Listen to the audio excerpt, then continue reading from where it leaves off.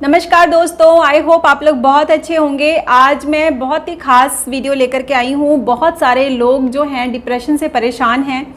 किसी को भी डिप्रेशन, एंग्जाइटी, पैनिक अटैक्स या इंसोम्निया की प्रॉब्लम है तो प्लीज़ इस वीडियो को आप लोग देखिए, शेयर कीजिए लोगों के साथ, और जो भी नए लोग इसमें जुड़ सकते हैं उनको जोड़िए और उनको बोलिए लोगों को कि इसको सब्सक्राइब करें, क्योंकि बहुत सारे इन्फॉर्मेशन जो है इस चैनल पे दिए जाते हैं।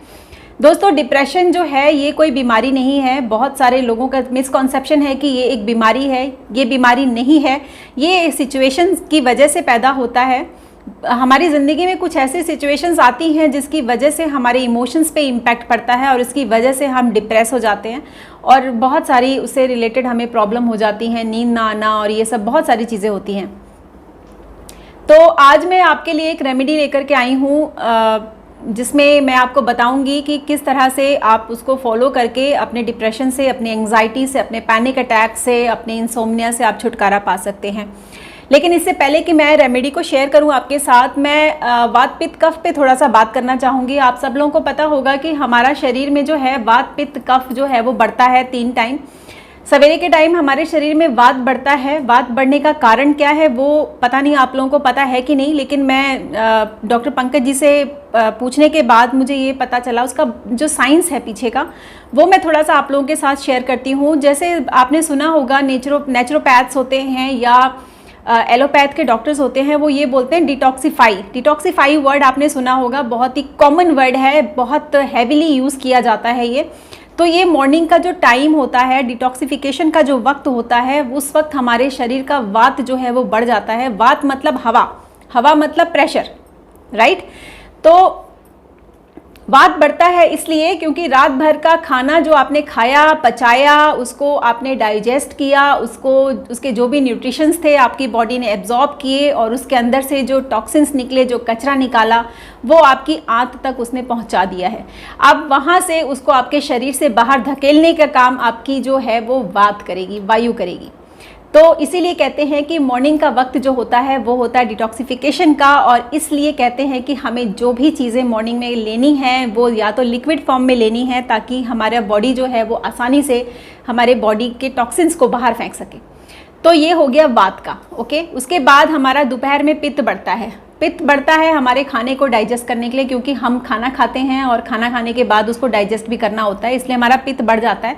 लेकिन उसको बैलेंस करने के लिए हम अपने भोजन में ऐसी चीज़ें डालते हैं कि जिससे हमारा पित्त जो है वो एक टाइम के बाद, मतलब जो उसका काम है वो करके वो शांत हो जाता है। कई बार ऐसा होता है कि हमें गैस्ट्रिक हो जाती है खाना खाने के बाद, हमारा एसिड रिफ्लैक्स हो जाता है, ये सारा पित्त बढ़ने की वजह से होता है। तो इसलिए हमारे भोजन में बहुत सी ऐसी चीज़ें हम ऐड करते हैं जिसकी वजह से हमारा पित्त जो है वो शांत हो जाता है। सेम थिंग गोज़ टू हमारे कफ को। कफ होता है शाम के टाइम। तो शाम के टाइम जब हमारा कफ बढ़ता है, कफ वाले जो लोग होते हैं, आपको पता है कि कफ वाले लोग ज़्यादातर जो है वो रिलैक्स फितरत के होते हैं, आराम करना ज़्यादा पसंद करते हैं, और कफ हमको रिलैक्स मोड में ले जाता है।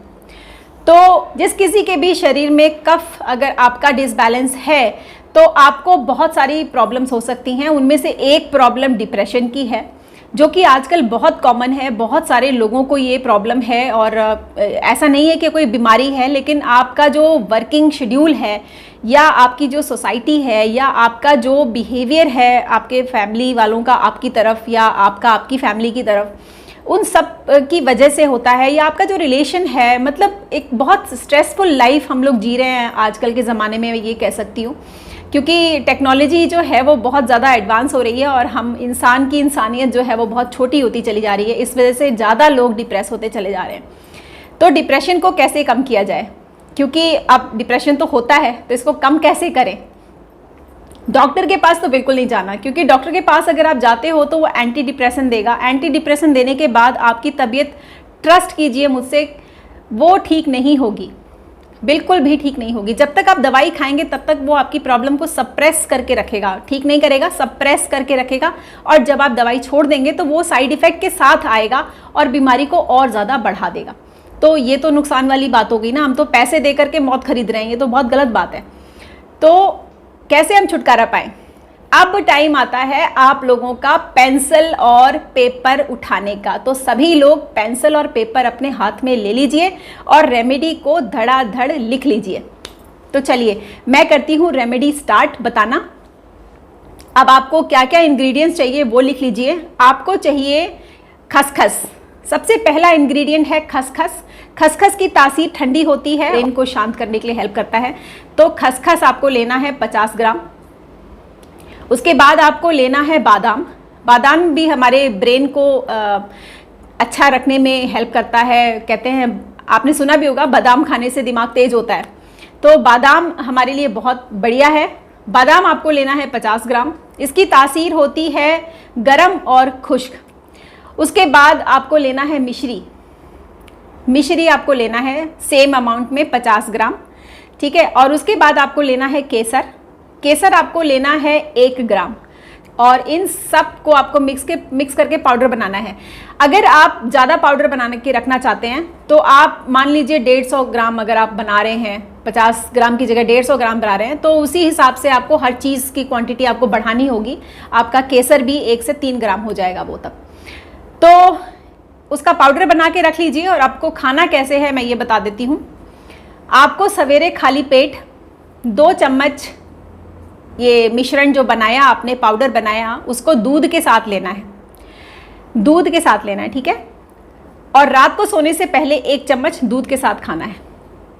अब बहुत सारे लोग आ जाएंगे कि भाई हम दूध तो पीते नहीं हैं, क्या हम प्लांट बेस्ड मिल्क पी सकते हैं? तो नहीं भाई साहब, आपको दूध ही पीना पड़ेगा। और मैं ये नहीं कह रही कि सभी लोग पियो, मैं उन्हीं को कह रही हूँ जो बीमार है, जिनको तकलीफ है, तकलीफ से बाहर निकलना है। अगर आप दवाई खा सकते हो तो दूध नहीं पी सकते? आप एलोपैथ में जाकर के पैसे दे करके जहर खरीद के खा सकते हो। दूध तो उससे लाख गुना अच्छा है। अगर आपको लगता है कि उसकी नेगेटिविटी ज़्यादा है, एकदम शुद्ध नहीं मिल रहा, तो उसमें हल्दी मिला के पीजिए। उसमें थोड़ी सी हल्दी डाल दीजिए उबालते वक्त, कोई फ़र्क नहीं, एकदम सही हो जाएगा वो। तो दूध तो पीना पड़ेगा भाई, आप चाहो या ना चाहो। तो ये रेमेडी आप लोग फॉलो कीजिए और अपने अपने अनुभव मेरे साथ शेयर कीजिए, क्योंकि मैं चाहती हूँ कि आप लोग अपने अनुभव मेरे साथ अगर शेयर करेंगे तो उससे लाखों लोगों का फ़ायदा हो पाएगा और भी लोगों को मैं हेल्प कर पाऊँगी। अच्छा, ये रेमेडी मुझ तक पहुँचाई किसने? मैंने पंकज जी से ये रेमेडी मांगी थी, उन्होंने मुझे लिखवाई थी, लेकिन मैं आप लोगों तक नहीं पहुँचा पाई। उससे पहले ही मुझे मेरे एक व्यूअर ने बता दिया। उन्होंने बोला कि उन्हें बहुत फ़ायदा हुआ है और उन्होंने मुझे खास रिक्वेस्ट किया कि मैम प्लीज़, बहुत सारे लोग इससे फ़ायदा पा सकते हैं, तो आप प्लीज़ इस रेमेडी को जो है लोगों तक पहुंचाइए। मैंने पंकज जी से दोबारा कॉल किया और दोबारा से मैंने उनके साथ एक बार टेली किया कि जो भी इंग्रेडिएंट्स मेरे व्यूअर ने बताया था मुझे, वो सारे इंग्रेडिएंट्स ओके हैं या उसमें कुछ और हम ऐड कर सकते हैं। तो पंकज जी ने उसमें ऐड किया, 1-2 इंग्रेडिएंट्स और ऐड किए उसके अंदर। और मैंने उनको ये रिक्वेस्ट की कि भाई बहुत सारे लोग देश के बाहर रहते हैं, भारत में नहीं रहते हैं, और कई सारे इंग्रेडिएंट्स उनको कलेक्ट करना बहुत मुश्किल हो जाता है। देखिए, जब हमको बहुत प्रैक्टिकल वे में सोचना पड़ता है, क्योंकि बहुत सारे लोग काम कर रहे हैं, बिजी हैं, उनके पास टाइम नहीं है। तो कौन बैठ के काढ़ा बनाएगा, कौन ये करेगा वो करेगा। देखिए, प्रैक्टिकल तो यही है कि बहुत सारे लोग इंस्टेंट चीज़ चाहिए उनको, क्योंकि इंस्टेंट का ज़माना है। तो उन्होंने बोला कि बस ऐसे, इसमें एक केसर है, वो आसानी से हर जगह, हर कंट्री में मिल जाता है, खसखस मिल जाता है हर जगह। तो ये सारी चीज़ें आप इकट्ठा करिए, पाउडर बनाइए और दूध के साथ खाइए, कोई दिक्कत नहीं है। तो दोस्तों, इस रेमेडी को इस्तेमाल कीजिए, इस रेमेडी का फ़ायदा उठाइए और मेरे साथ अपने अनुभव शेयर कीजिए। जो भी लोग डॉक्टर BRC जी से जुड़े हुए हैं, उनकी वीडियोस देखना बहुत ज़्यादा पसंद करते हैं और तान्या क्योर बाय नेचर के साथ जुड़े हुए हैं, ताकि विश्वरूप जी के बारे में मैं अब बात कर सकूं। कुछ रिस्ट्रिक्शन की वजह से मैं विश्वरूप जी के बारे में नहीं बात कर पाती हूं, क्योंकि आप सबको पता है 2 स्ट्राइक आ चुकी है मेरे चैनल पे। मैं नहीं चाहती कि 1 स्ट्राइक और आकर के मेरी चैनल ख़त्म हो जाए, इसलिए मैंने एक और चैनल बनाया है। उस चैनल का लिंक जो है मैं डिस्क्रिप्शन में डाल दूंगी। BRC जी की टीम से जो भी वीडियो मेरे तक पहुंचती है, मैं उसी चैनल पे अपलोड करती हूं और लगभग 6000 के आसपास पहुंचने वाले हैं वहां पे मेरे सब्सक्राइबर। तो आप लोग, जो भी लोग नए जुड़ रहे हैं, आप लोग भी वहां जाइए और जा कर के उससे जुड़िए, ताकि BRC जी की कोई भी वीडियो आप मिस ना कर सकें। वहाँ पे सब वीडियोस आपको मिल जाएंगी।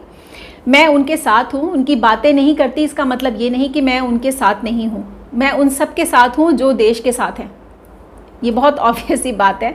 मेरा ईमेल ID taniacurbynature@gmail.com है और मैं डिस्क्रिप्शन बॉक्स में भी अपना ईमेल आईडी शेयर कर दूंगी। तो दोस्तों मिलती हूँ नेक्स्ट वीडियो में, कुछ और बढ़िया रेमेडी लेकर के आऊँगी। तब तक आप सब लोग अपना ख्याल रखिए। Take care, love you all and good bye.